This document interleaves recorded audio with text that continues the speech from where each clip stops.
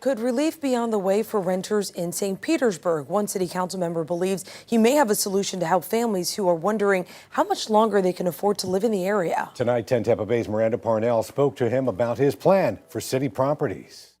New housing projects in St. Pete continue to go up, but for many tenants, the prices have gone, quite frankly, berserk. So has the rent. Things are difficult. St. Pete City Councilman Richie Floyd is looking to help struggling renters by putting a new landlord on the block, the city.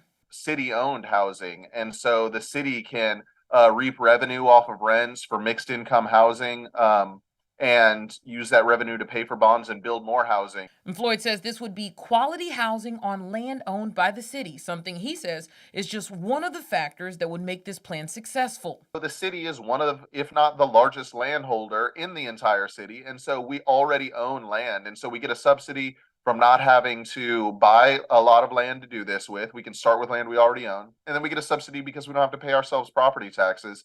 And then on top of that, we're not trying to extract a profit. Floyd says the city already offers benefits to developers who offer mixed income housing. Those places have people paying the full market rent, while some units are carved out to be offered at a lower rate for affordable housing.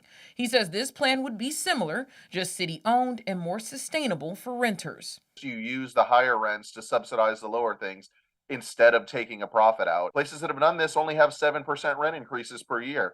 You're going to be in a more stable situation than you would be in private market rate housing. Floyd says even if this happens, the private market will, of course, always be available for people who prefer to live there. His hope is just to offer some renter relief. It's gotten incredibly difficult for a lot of people.